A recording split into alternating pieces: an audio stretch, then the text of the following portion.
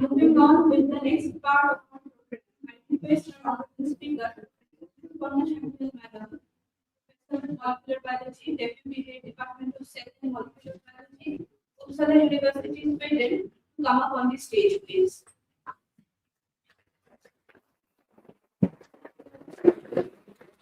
Respected Dr. Rajan Sir, Head Department of Physiology and General Secretary of the Physiological Society of India. Along with respected Dr. Physiology, Coordinator Department of Sports.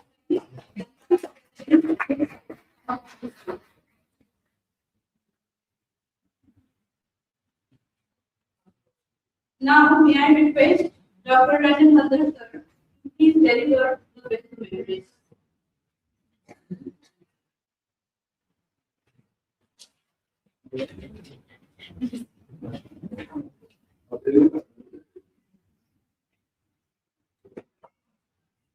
Many students they come from medical college, medical colleges, research college, teachers from medical colleges.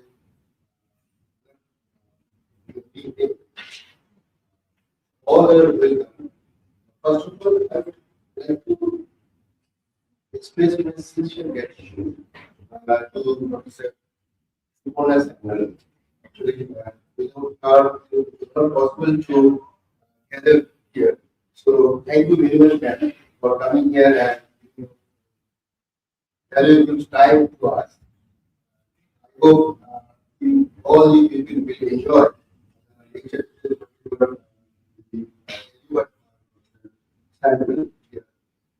So next, I also express my gratitude and it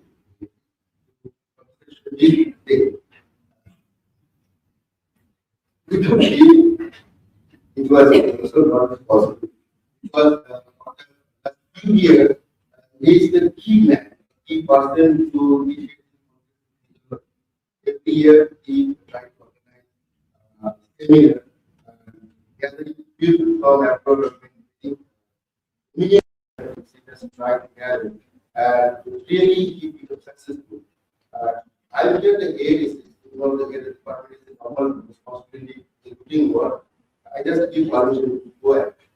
And between the general secretary of the Physiological Society,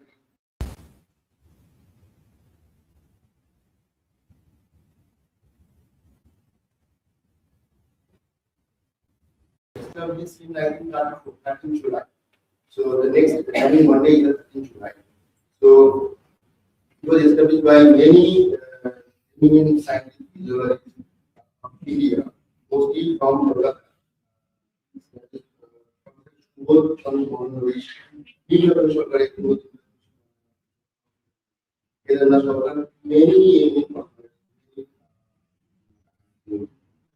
PTs were there how this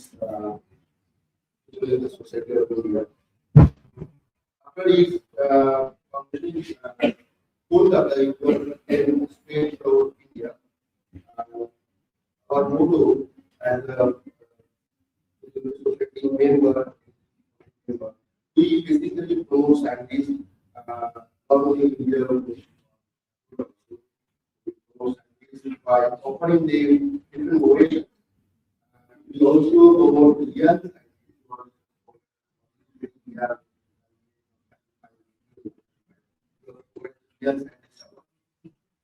We have another achievement that is Indian Journal of Physiology. This is the second medical journal in India after ICM. This is the second medical journal in India, which established in 1947 January.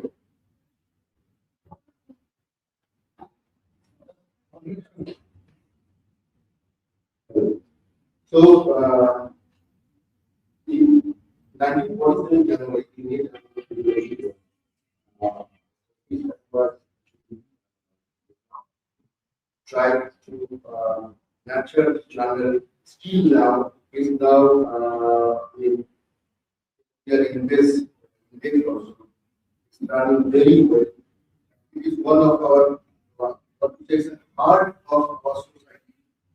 Journal, I request everyone to support the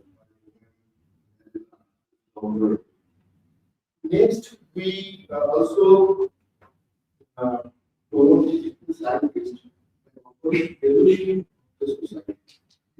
Same progress that comparing value order to India. In case, it is very big for the society. The same. From last year, it was the annual general body meeting. This year, especially from this year, we try to celebrate PSI Foundation Week. And it is successfully many colleges,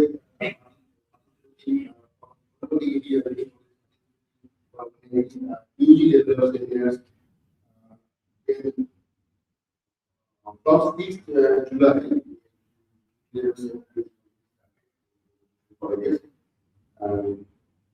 On 12th July, we have had full students for quiz competition as well as one. This is basically one of our school students to promote them or to encourage them to come into physiology. You will try to physiology. So, very brief. From 6th July to 30th July, we have many other. Again, we will contact. It is very brief. I again and in my hands, and I welcome all of you to celebrate. Hope you will enjoy it. Thank you.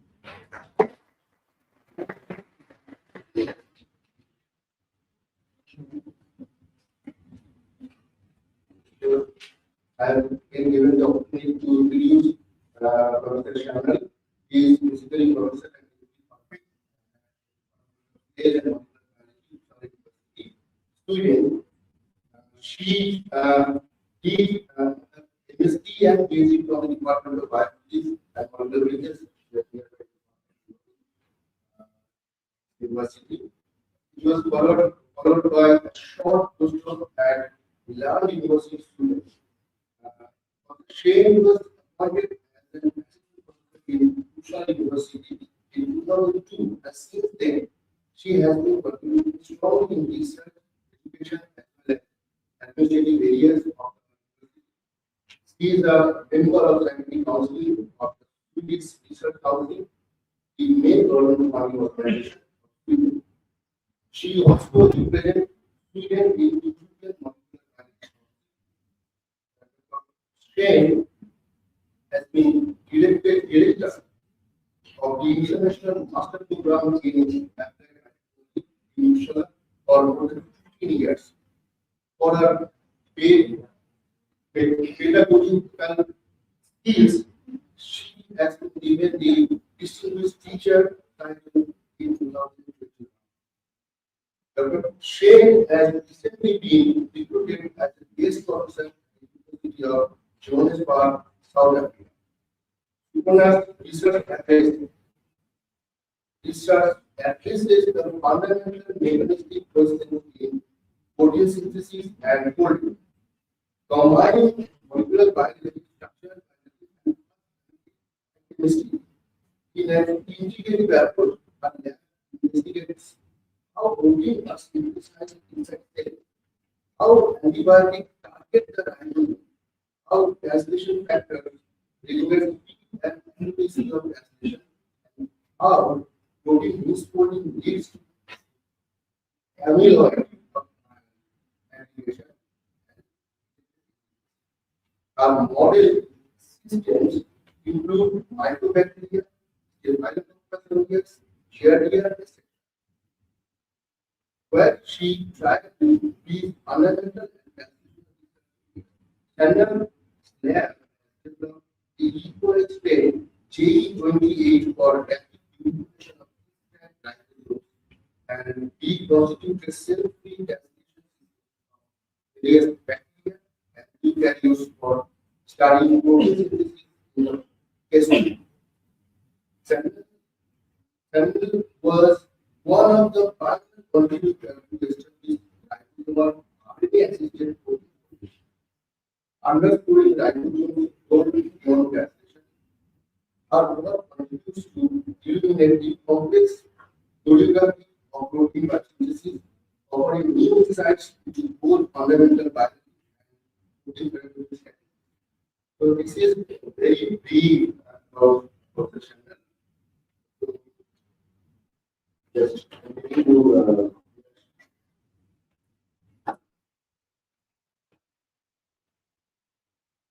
Thank you, sir. Now may I request Mr. Dr. Sujit Destar and Dr. Rajesh Thakur sir to felicitate our wisdom to honor Shania madam. May I request Ms. Rimi Das, Business Scholar, Department of Philosophy.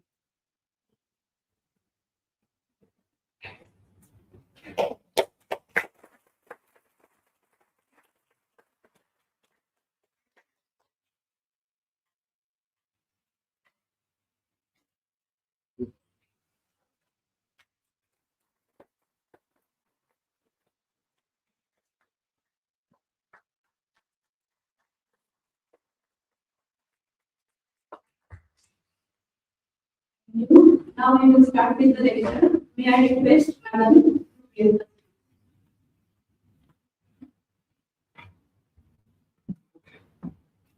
we do that.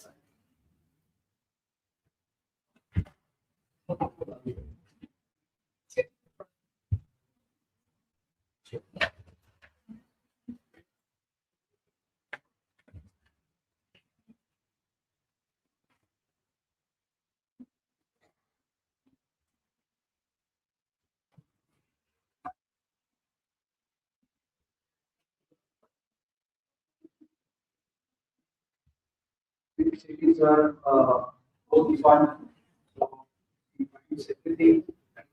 He is earlier with, and that's why he started doing the chairs. He is at our home. So he do like that. He's not there. So actually, she organized the meetings and everything, and she was like that. So here she found me that then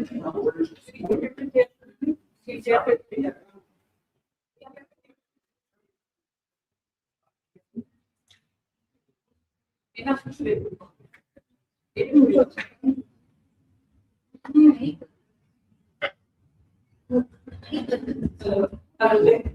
I audible?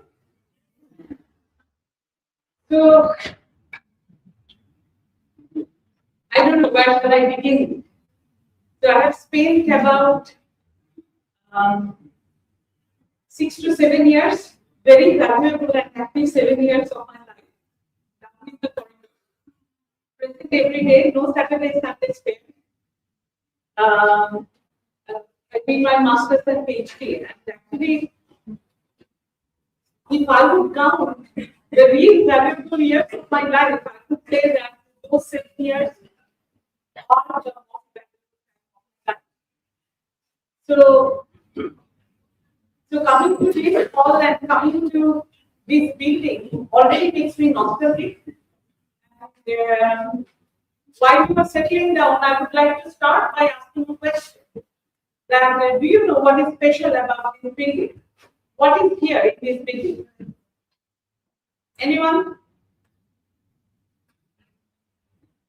There is a very, very special thing in this building, not this auditorium. It is in the ground floor.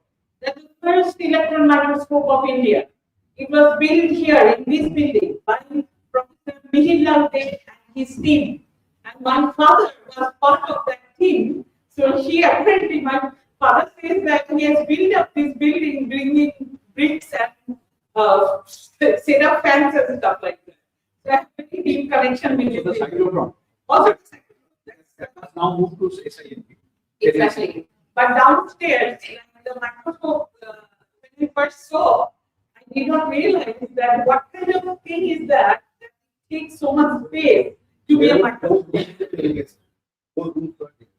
Yeah.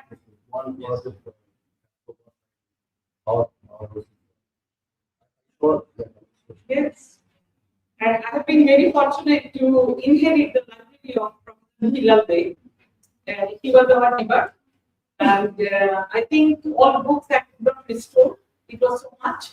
But still, I feel very, very privileged to be able to do that. So, we are already pretty late, but I must mention a few people before I start. My association with Shonji and Rafi that dates back to our student time. So, it has been a pleasure to be able to come back to that Shonji kindly invited. And thanks to, I'm familiar with the journal, but my path is quite apart from macro studies. So I'm very molecular. So what I understand is that if you are not familiar with molecular, you might be worried that you won't be able to follow me. So I would start by saying that don't worry.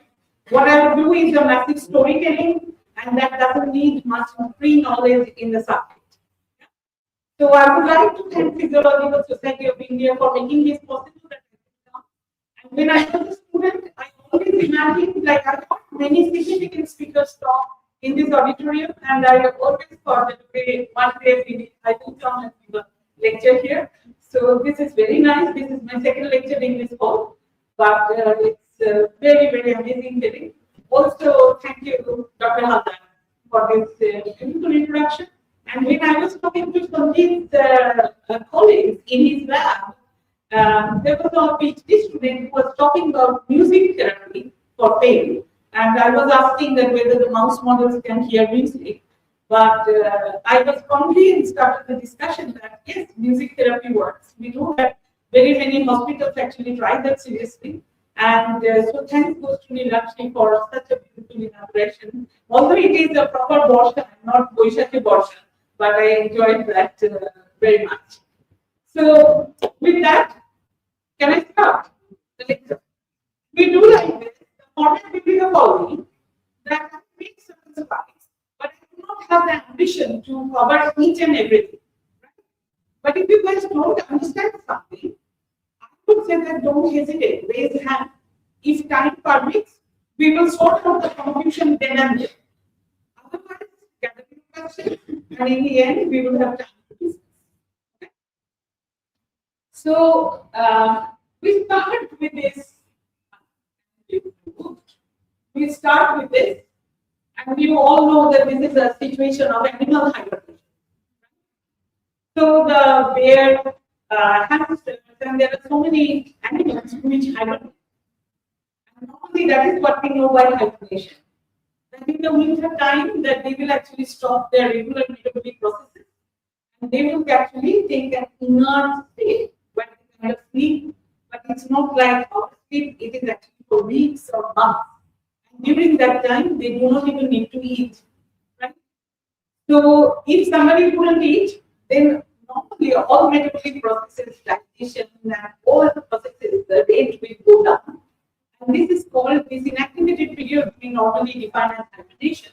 We can pick up this dictionary definition that in animals, hibernation involves the suppression of metabolic rate and body temperature when energy expensive processes are largely shut down, including transcription and translation. So this including transcription and translation is actually my lab's contribution. We fought with Wikipedia for 2 years just to have these 3 words. So this is really true. If you now stop thinking about macro, the animal level, and we go in the cellular level, then we are talking about the central dogma of information flow. So then the translation is actually the most energy expensive process. So when the cell will like to go to an inactive state, so the question is why the cell will go in the inactive state? So the answer is that when there will be scarcity of resources, it could be in case of bacteria, you can imagine that it will be like a stationary phase. In case of like eukaryotes, the cellular hibernation will be when the basic metabolic ingredients will not be available. So if that is the scenario, then the cells must stop growing, and then cells must stop the energy expensive process in the molecular level, and the translation machinery goes to hibernation. Okay. So I asked for a morning ChatGPT to draw me a sleeping rhinoceros, and it did pretty good job. So this is the sleeping or hibernating rhinoceros. So now I want to introduce you to like what we do, what we are specialized in our lab. So it is like what we do. I believe that when I remember when I came to this master program, biophysics and molecular biology. Actually, the biophysics, molecular biology, and genetics we had these 3 subjects. So we all had to go through tough interviews. Written exam followed by interviews because only 11 students were taken and 2 were quota students from other states. So only 9 people will be chosen. So I had a shortcut because I taught in bachelor. So I didn't need to give the written exam. But in the interview, I remember Professor Rupal Choudhury, he was taking the interview and he looked at me and said that, Ramtejanu, do you know how to cook? So I said that very, very small something. And then he said that if you do not know how to cook, how will you do the chemistry? And many, many years after, when I actually really developed this reconstituted system of translation, and every time this question comes in my mind, because what I'm showing you in the slide is almost the ingredients which you put together, then it will basically be the food and protein will be produced. So it is here you can see what do we put together. So in this cooking, it's actually a very complicated recipe because the translation requires more than 50 ingredients. So what my lab does is that since we are interested in molecular pathways and we want to know the molecular mechanism of each and every small step. So how do you know that? You can only know that if you assemble the system yourself. Like any cooking, if you do from the basic scratches, everything you assemble, then you also know when to stop it. So thereby we can actually study each and every step of translation. And this is the beauty of reconstituted minimal translation system as a system. So what do we have? We basically make 3 master mixes. In one, we will have ribosomes. These are purified from the cells. Then we have translation factors, tRNA, and then initiated tRNA charge. If you would be interested, I will explain this later. Then we have an enzyme mix, and here we use T7 RNA polymerase, the smallest RNA polymerase, but a very stubborn one, for making the transcription happen. Because it's a cocktail that can do both transcription and translation in the test tube at the same time. And then we have amino acid tRNA synthetases. So what are these? These are enzymes which actually act the amino acids on the tRNAs. And these amino acid tRNA synthetases there are 20 amino acids. So there are 20 different proteins we individually express, purify, and then put together. And besides that, we also need pyruvate kinase, myokinase, and so on. And these are basically to keep the energy supply continuous in the cell, in the test tube, because we give the precursor of energy development is creatine phosphate or phospholipid of pyruvate. And these enzymes will basically use these nucleotides, which are ADP and GDP, and constantly make ATP and GTP. So that in the system, energy will never be minimized. Why do we need energy? Because charting of all tRNAs, the amino acid tRNA synthesis, they require ATP for charting. And for translation, each and every step of translation will have GTP as well. So we will need GTP. And if ATP and GTP level will go down, automatically translation will go to sleep. Okay? So this is how we constitute this system. And the system is now so well established that if we throw any mRNA or DNA into it, it basically makes the proteins. And the proteins you can either follow by running on the gel, or if it is fluorescent protein, you can follow with fluorescent. So I just put a picture of GFP proteins in the test tube. It's actually very well performing system. You get a lot of protein just by throwing the GFP DNA in the system. You can follow luminescence, or you can also follow the enzyme. So this is just to tell you that how the system works. And after, when I started my lab, I just wanted to reconstitute transmission system of E. coli. But then, following my interest into pathogens and how to control pathogens translation machinery, gradually I developed like mycobacteria, staphylococcus, pseudomonas, and thermophilus, and so on. It's not all these things. And now we are also building the human translation system and Saccharomyces cerevisiae. So what do we do? So once we make the system, what we do is that my main tools are called fast validated tools. And why it is fast, you will realize if you look at this graph. So in the x-axis, you can see second has been plotted. So basically, this is a log scale. That is here, we are taking the data in a millisecond rate. So millisecond is very fast, right? It is 1,000 times of a second. Division time is 1 millisecond. So why do we need to do a system that we can study in milliseconds? It is simply because inside our cell, everything happens in the millisecond range. So if I want to see how things happen in the cell and want to mimic it in the test tube, I need the tools which will follow it in the millisecond range. That's why we do fast.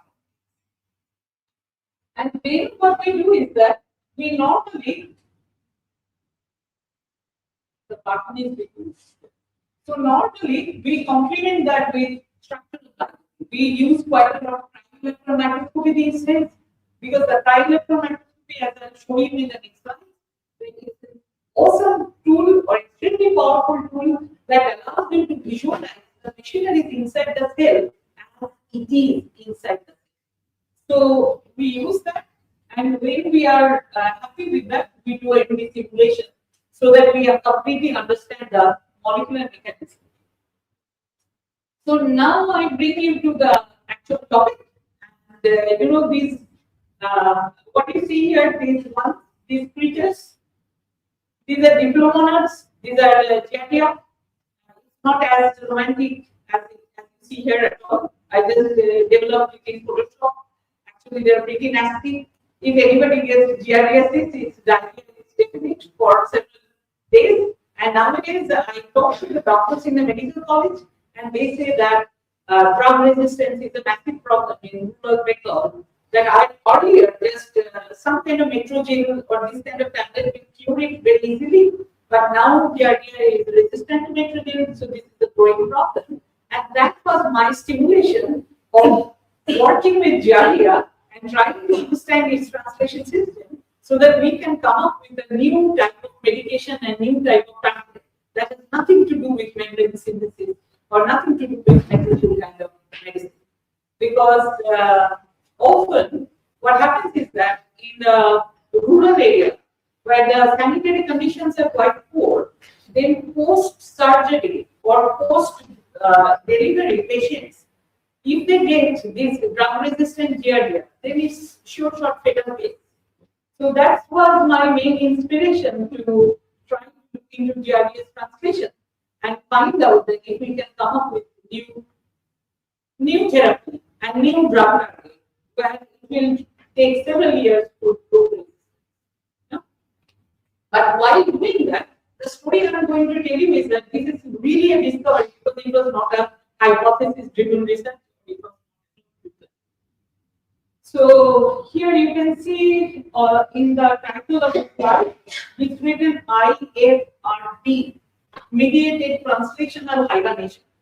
So this IFRT stands for interferon-related developmental factors. Okay? So do you know what is interferon? What are the interferons? What do they do? Okay, you will have ample time to check in that, but basically interferons, when it's very much a higher eukaryotic thing.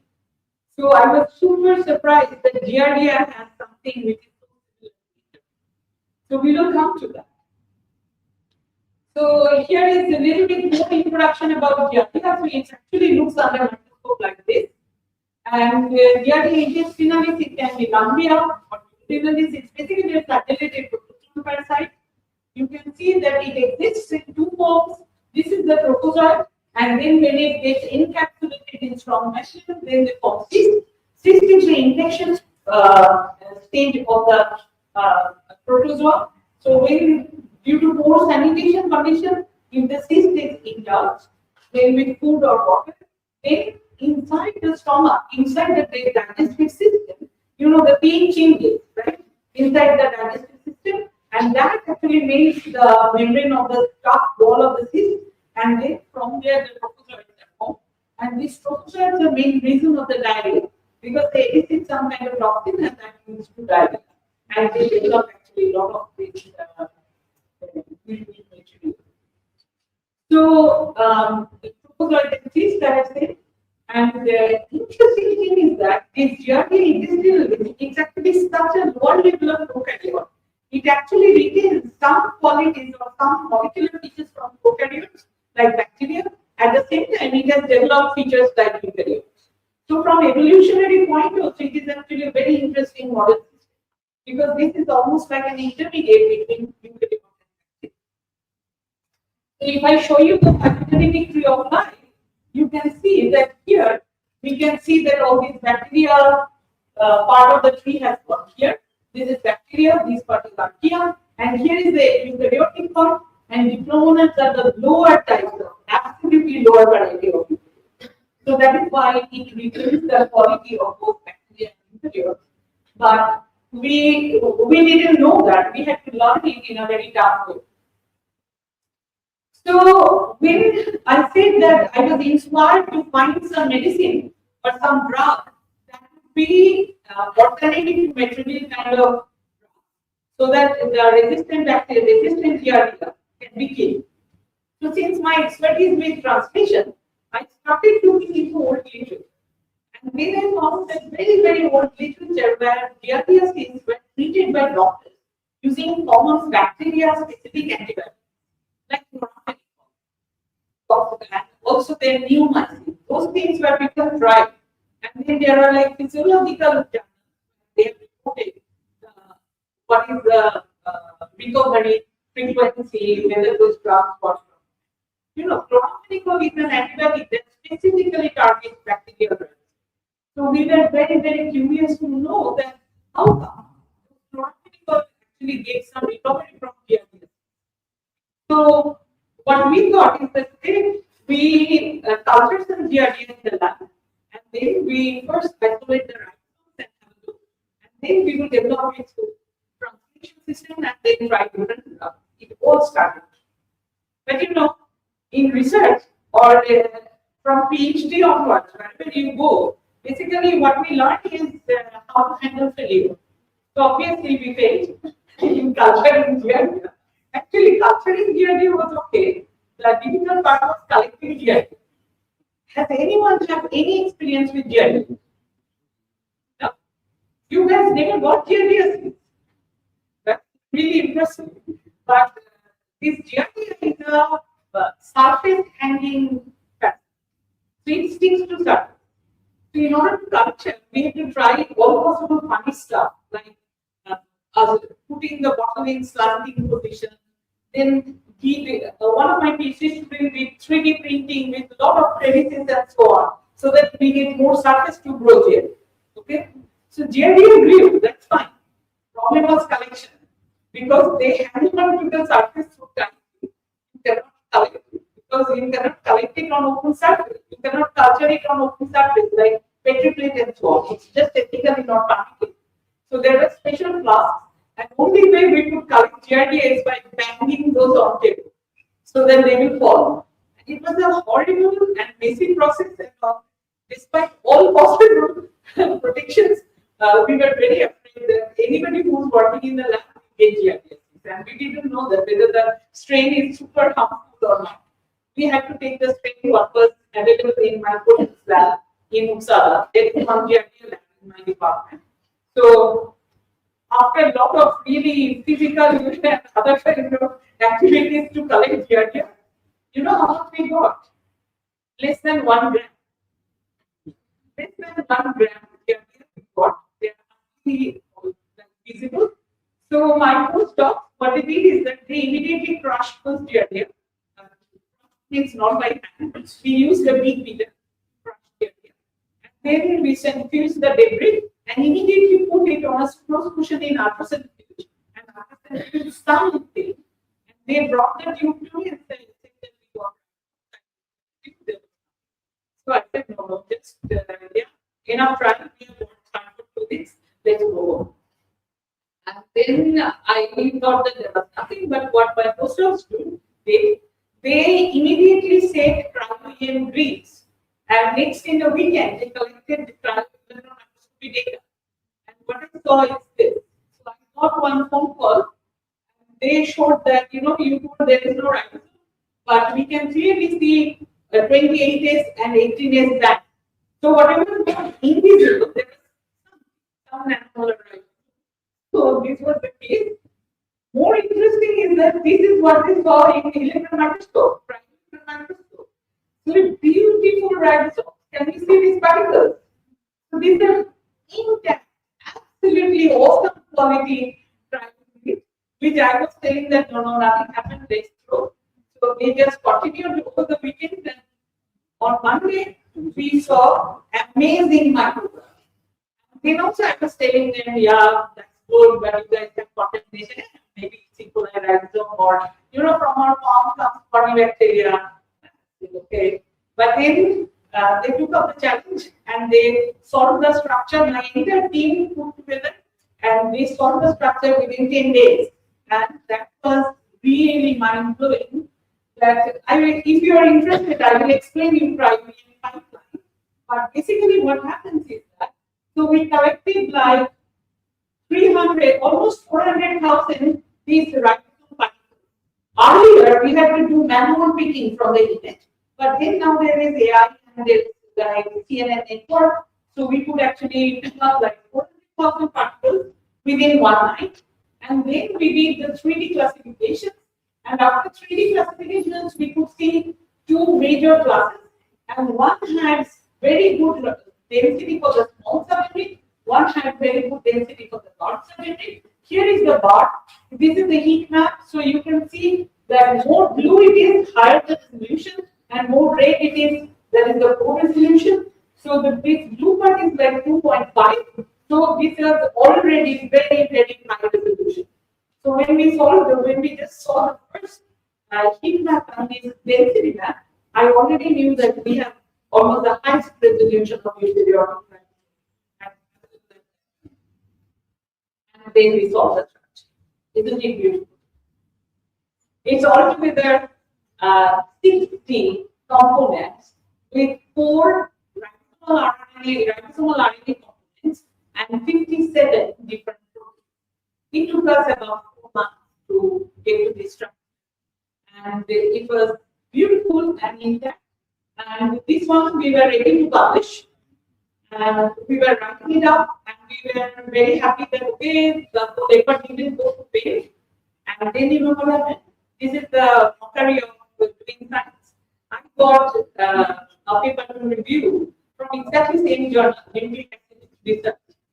And it was from Nobel laureate and just Jerry.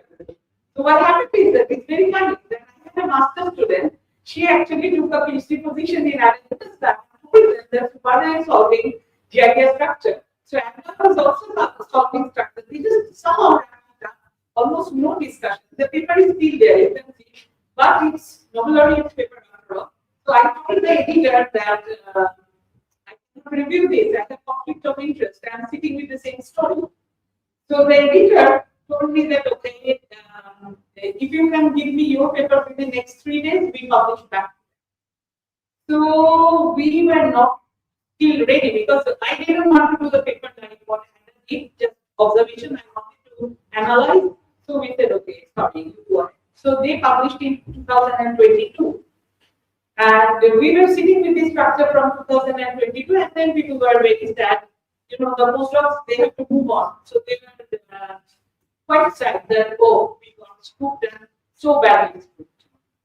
So then what happened is that I had a dentist, and the dentist department is a routine thing. It was not that I had some pain or something, and the dentist checked me for 5 minutes and said, you can go. And the dentist fee in Sweden is enormous.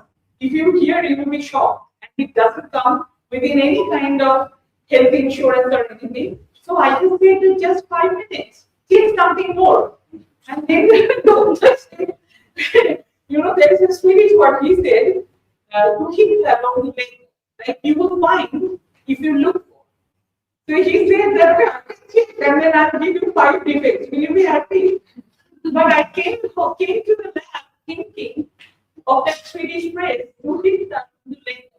Like if you look enough, you will find.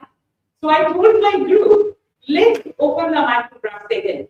Let's have a fresh look. And then maybe we see some. And you know what? We started here. We just did one round of classification and came to naked ribosome structure. And now we are here. It will lose us part of the. So then, with the same 400,000 particles, this was done first, and then we started looking close, and we could classify into 14 different classes. And interestingly, we started seeing translational states with tRNAs bound, translation factors bound. Like, since the giardia, we had so little. It was not a targeted conflict. We just crushed it and put on the grid. So wherever stage the ribosomes were in translation, they stopped. We just didn't look at it. So then we looked into that, and we could come up with, like this class, you can see this pink thing is a clean tRNA sitting in the PSI.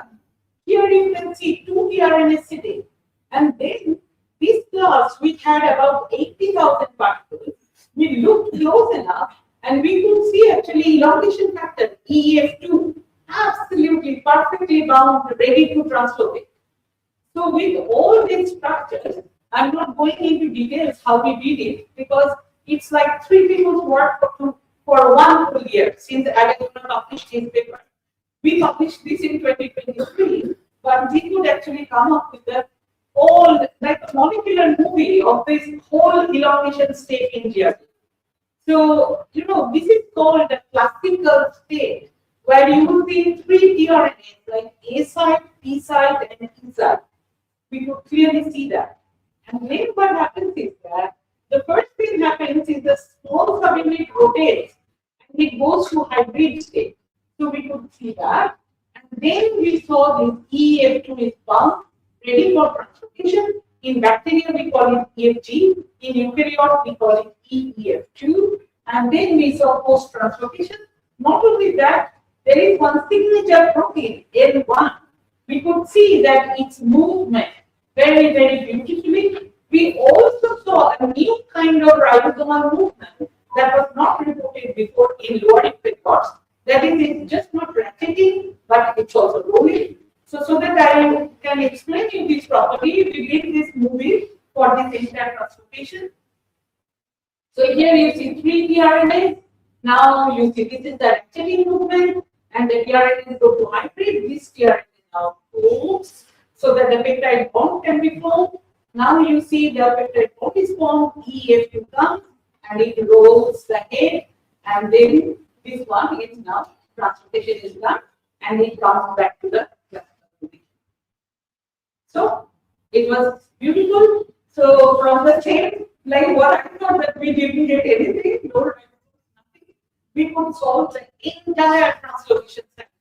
And we could analyze the entire translocation cycle. And why it is so important is because the protein synthesis, like any other step, like if you say replication or transcription or translation, initiation happens once and termination happens once. But elongation happens as many times that it has to be added. So now, if you are someone who wants to kill a bacteria or a pathogen, I have told you that this is normally I give as an example. Which state will you target? Initiation, termination, or elongation? So most successful drug state, drug with mediated stop must be elongation. Because if the drug fails to block it at one step of elongation, it will have many, many more chances. And that's why knowing elongation in a molecular level is so important. So we could take the whole elongation step, and then we could also actually quantify all these movements and give like, a kind of a dictionary.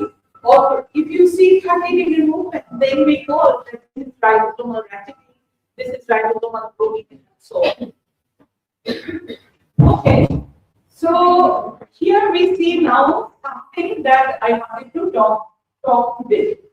So after the translocation, what happened is that this is the class from where we got all these translocation intermediates. But then there was one class with about 8,500 particles, and this one showed a unique density in the P site. Okay, so the ribosome has A, B, and E sites. Right? You remember those 3 TRNAs. So the P site, not to my knowledge of these 30 years, that any transcription factor binds. So So PSI is particularly for peptide GRD, nothing but. But we saw actually in this class a jump for density. Density means like almost like a shadow that we could see that this is not part of the ribosome. And if they zoom, this density is like this. So whenever you see something like this, I immediately knew these are alpha helices of the protein. That means we were shocked that we actually have some ribosomes which have some protein bound to the PSI. So what protein is this? That nobody had any idea because there is no report that any protein binds to the PSI. So you know what we did? So we basically superimposed naked ribosomes or vacant ribosomes with these density carrying ribosomes on top of each other. And we could see that there is actually some deflection of the total ribosomal, the large and small subunits. They are not identical.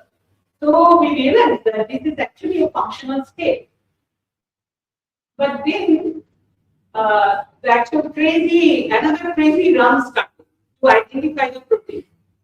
Like about which we have zero idea. So what would you do nowadays? If you see that, to start with the plot, I put the density and say that how does it do? But when we were doing this in 2023, 2024, we didn't have this AI so well developed. We have, but not so well developed. So what we did is that I actually studied a lot and then basically found out that there are many eukaryotic translation factors which are majorly alpha helical, like almost like fingers, like several alpha helix coming out from a base, like this one, EIA4G. You see several alpha helices, and you look at the density, several alpha helices. Funny enough, our GRDA expert colleague told me GRDA doesn't have any EIA4G protein at all. So the gene doesn't exist. So EIA4G goes out from the checklist. And then we checked DAP5, EIA5, EIF2B. I always thought that this must be some translation factor with a moonlighting function, like some additional function that we do not know. But this, nothing of this worked. So then, actually, the PhD student who was doing this, he was originally, before doing PhD, he was a hacker in Australian Army. And he could write codes like anything. Like if I would give him the standard codes for how it's all structured, he would say, "No, this is all bad," and he would try to do everything from scratch. So that's another story. But he introduced to me something which was new to me called FatCat. FatCat was kind of a program which does flexible structural alignment by chaining aligning fragment pairs allow it to it. So it is like there are structural depository, protein database, protein PDB, like from where we get the protein structures. So it will actually take the structures which will be similar molecular weight from, you can ask me that how would you know the molecular weight of this one? So we could actually develop alpha carbon chain just without knowing any sequence. And then you can approximately taking 110 Dalton per you can tell approximate molecular weight of this protein. And then we looked into entire GRDF proteomics library to find out which proteins are of this molecular weight. Funny enough, we did not find first anything in GRDF, we found heat in you. And that was interferon related developmental factor, IFRP2. You will be surprised if I show you how well the human IFRP first fitted into density. Like, when I saw that, I think that we spent like 2 nights entirely everybody in the lab thinking that how come human IFRP goes in GRDF? Is that like horizontal gene transfer from host to pathogen? Like loads and loads of speculation because our GRDF colleagues say that there is nothing like this in GRDF. It's a mammalian thing. How will you find it in GRDF? And then suddenly a paper came to my notice which is written actually in a very, very modest journal. I would say that almost the journals which we treat as camp, like NDPI journals. But it was written for the first time I read, the paper started by saying IFRD is a misnomenclature. It has nothing to do with interferon.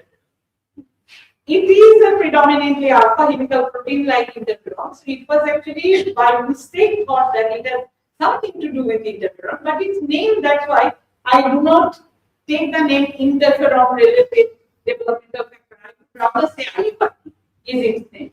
Yeah? And in human, we have two types of IFRD, 1 and 2. And now if you do Wikipedia, you find that they have written that IFRD 2 is a translational hibernation. So then we somehow found the IFRD-like gene and translated the protein and fitted it in the density, and you can see how perfect it is. But here I just want to show you the power of AlphaFold.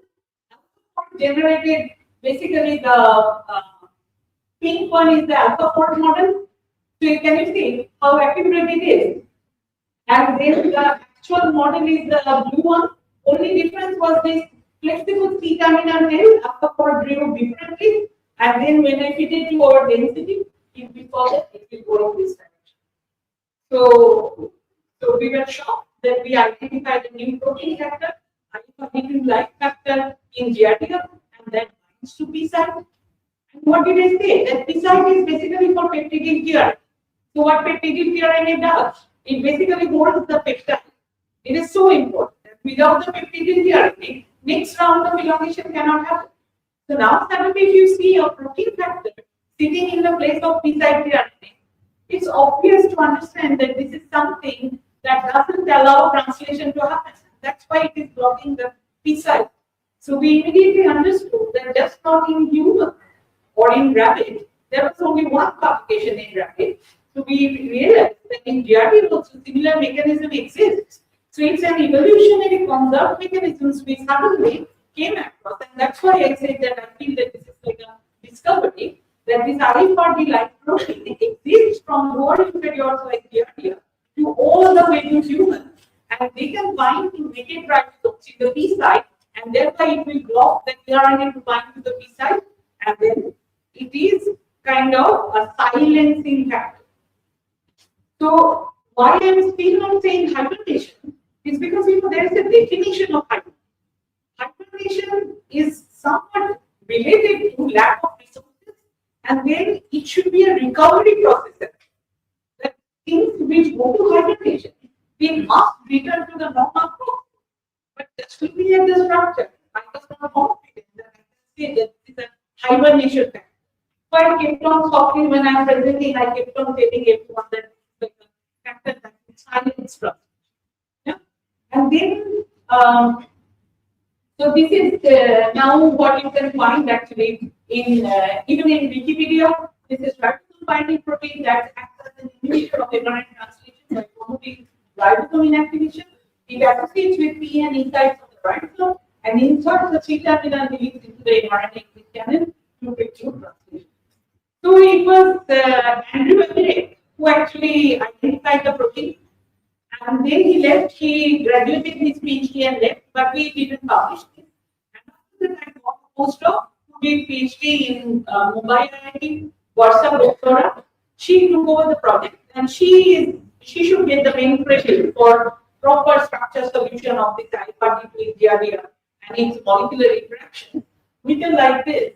So this is actually there was one paper we identified where in the rabbit system, this IFRD2 was reported, but very poor density. So, whenever you have a protein of this kind of alpha chemical fold, we often call it heat domain, H-E-A-T, heat domain. It has nothing to do with heat, but its abbreviation is heat domain. We also call it armadillo fold. But basically, even if you don't know the names, if you see like this kind of fold, it means what? It means that the structure is very, very stubborn. It's actually a very stable structure. You cannot really break it easily. And here, the previous study also saw that the C-terminal is being placed inside the mRNA tunnel. They didn't have very good density, but this was their prediction. Now you see what we saw. We can skip this for the time being. This is what we saw.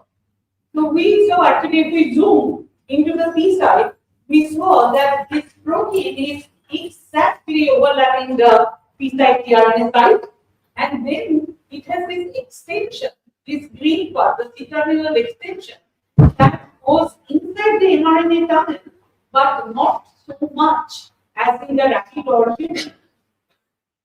So here is this, you can see the clearly tRNA mimicry, and then this is the C-terminal part. We noticed also something quite interesting difference between the rapid IFRD2 or human IFRD2, it is very similar, and GRD IFRD like protein. So this is basically the charge distribution you can see. So the solvent exposed part is all red, that is electronegative, whereas the buried part is electropositive. This is obvious because the buried part is the part which will bind to negatively charged RNA of the ribosome, so it must be electropositive. And if you compare with the rapid one, it's a very, very different surface density or surface distribution. These are the molecular interactions we found with the ribosomal RNA, and it is not surprising that in many cases, positively charged amino acids are stored, like this arginine, they are talking to the phosphates of this ribosomal RNA. We also found that here you can see that the interaction is with the 28th rRNA, that is the RNA from the large subunit, and at the same time we could see association with the small ribosomal subunit, 16th rRNA of the small ribosomal. So why I show you this is not that I would expect that you remember the interactions, but I am trying to convince you that this is such a protein that not only binds to the PSI, but it interacts with both the large and small subunit, meaning it is working like a gluing paint, just like tRNA, and it will not allow the subunits to separate. And at the same time, if you block any tRNA that wants to bind with the PSI. So we can skip some details, but then in addition to the rRNA, this protein also interacts with ribosomal proteins UL13 and UL5. It's very, very clear interaction. That means this protein, by these molecular interactions, actually bind very strongly to the PSI. And now comes the interesting part, that the C-terminal helix. So in orange, what you see is that what was proposed by Rabbit and which has a long C-terminal helix, but in GRD, the C-terminal is much shorter. And this is according to our structure that it doesn't fit into the mRNA tunnel, similar to the rabbit one. So I believe that when the species has evolved to higher eukaryotes like rabbit or humans, they not only just PSI tRNA blockage, but also mRNA entry has been blocked by the C-terminal. But in case of Giardia, the mRNA tunnel blockage is not so predominant as in case of higher. But the PSI blockage is higher. So then, since we are biochemists and we have the reconstituted systems, we wanted to check that whether these IUPATs, the Giardia IUPAT, what we see in structure, actually will block translation or not. So how do you do that? We have to clone it and then express recombinantly. The purification was not super easy. It's an aggregation protein, so we had to do many different cloning approaches, many different tags, cutting. So finally we got the pure protein. And then we used it in the rabbit reticulocyte lysate-based translation system. And you can see very simply the result here that we were looking at the expression of luciferin, a protein, which is basically a reporter protein that is due to luminescence. And here you can see that this is the positive control, like this much luciferin is being produced. And gradually more IFRD we add, we can see that the amount of luciferin production was going down. And hydroxyamide in the in the drug that blocks translation in India. So since in this system we did not know that what is the concentration of the ribosome, we could not determine the KD or the actual affinity of this protein to the drug.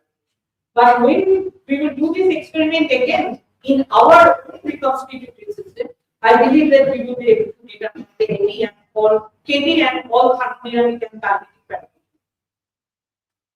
Okay.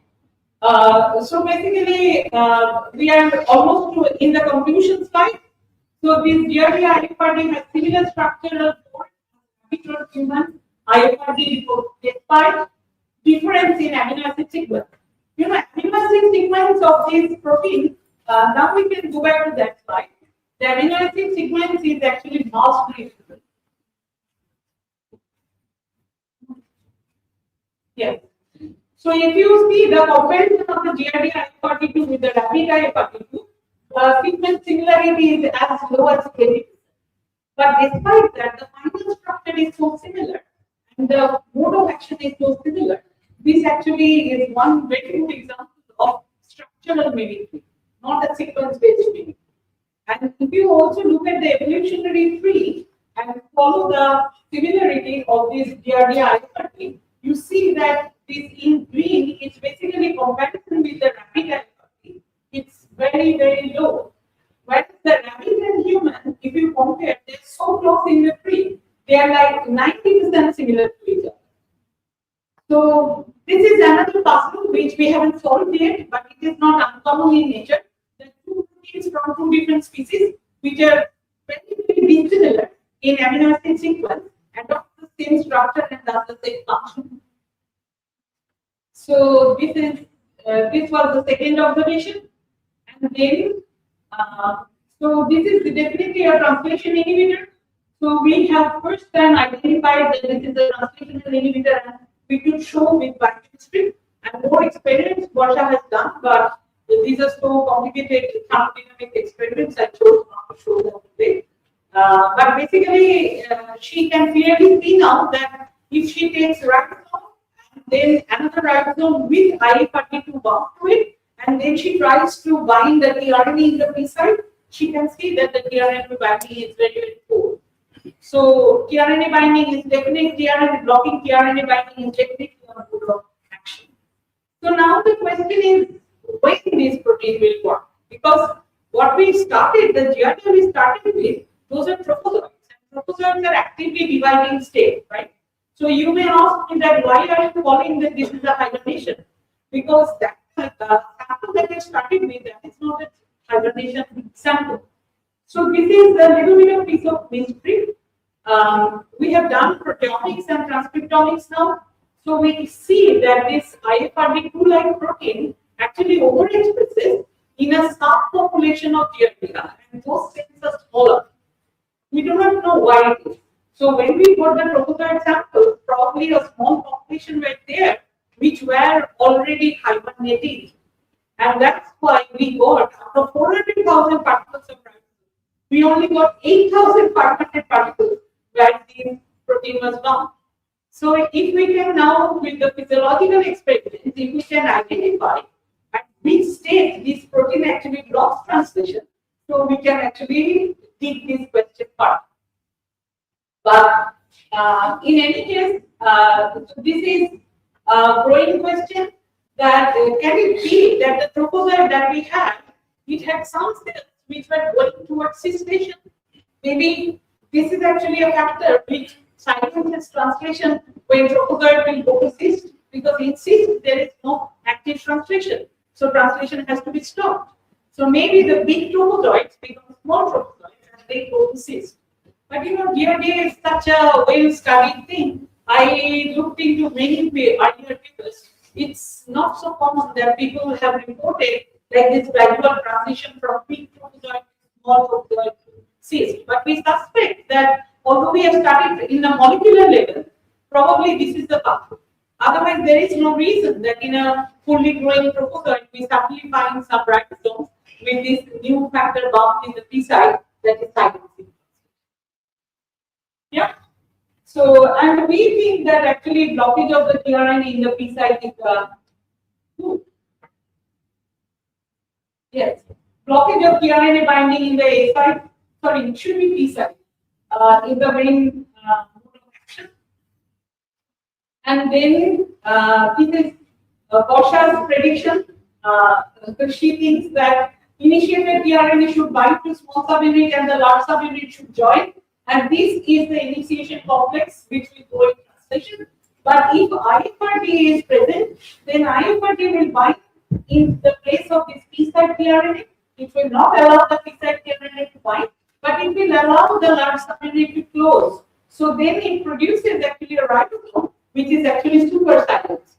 Because it's not separating subunits, it's full ribosome, but it's completely silent because the P site is not available for initiated here. If I just may remind you the textbook thing that in all classes of translation, starting from bacteria to eukaryote, the first tRNA, the initiated tRNA will always bind to the P site. All other tRNAs will come to the amino acid or site or A site. So since this one binds to P site, our hypothesis is that it will not allow these ribosomes to initiate at all.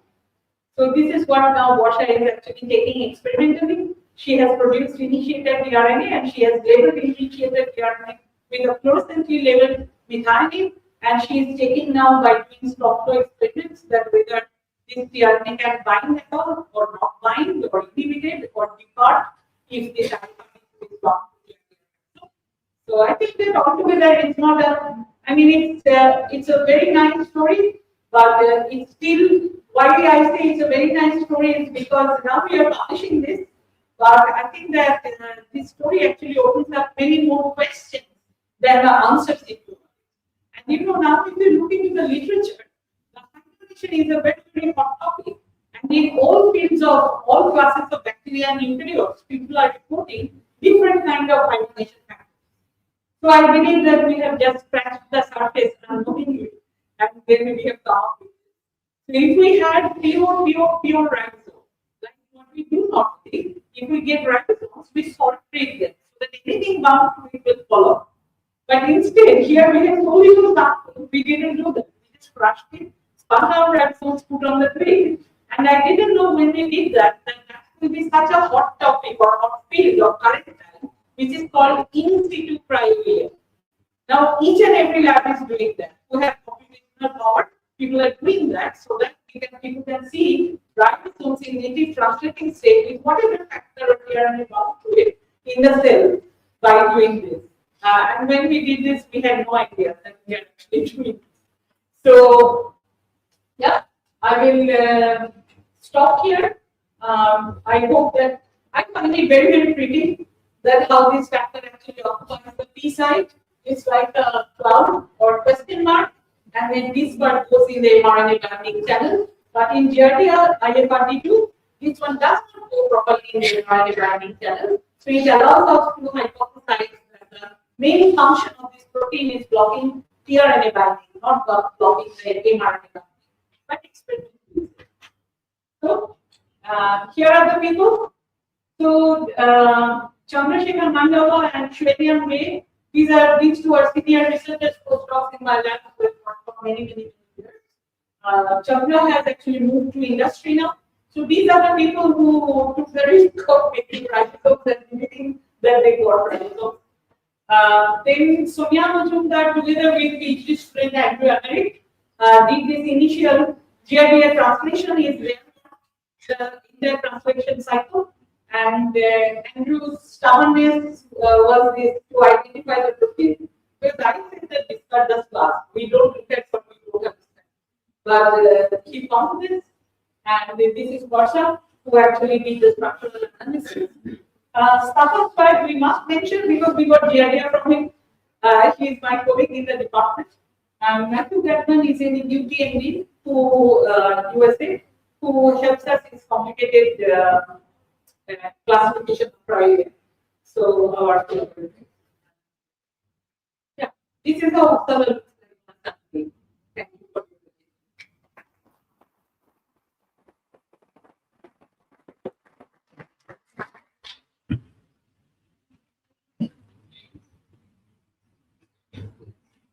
Thank you very much, ma'am, for attending the energy lecture.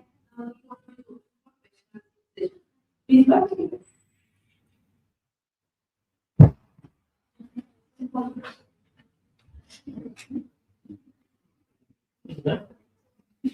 Sweden is growing well now. There are so many fields, science, technology, and Very difficult question because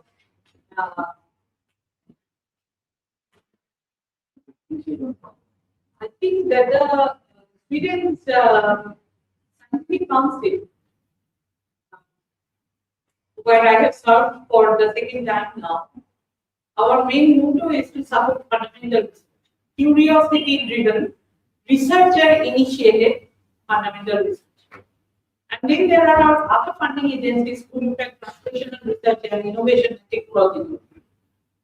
But you know, Sweden is always very strong in innovation and technology development. So I would say that science and technology, they go hand by hand. what kind of opportunity is there? What kind of job opportunity is there? Indian students. Indian students in what level? UG, PG, or So one can definitely do a PhD or postdoc. And after that, whether somebody can be a faculty that is competitive, super competitive.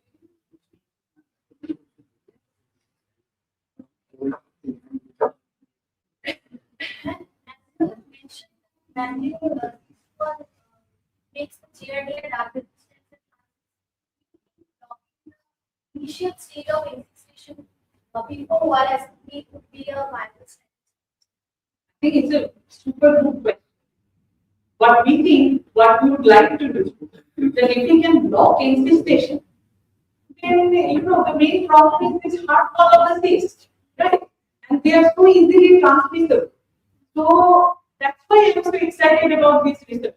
If this translational silencing, if it can block infestation, then you kill it with any simple small dose of metronidazole.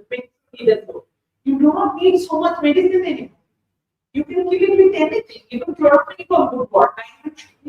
But we have followed the structure of giardia with docked many drugs on it. Not salt structure, but docked many drugs.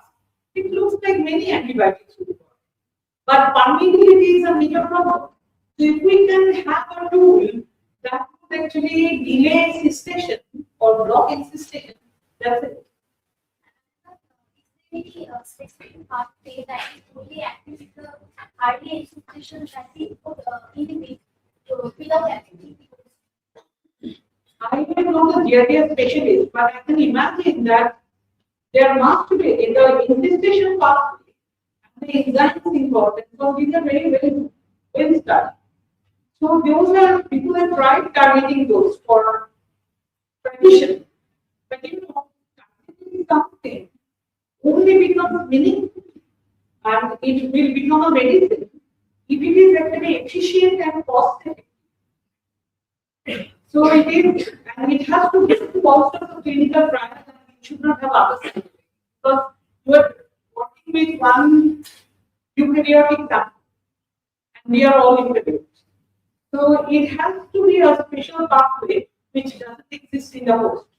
So that's why infestation is such an interesting target. Thank you.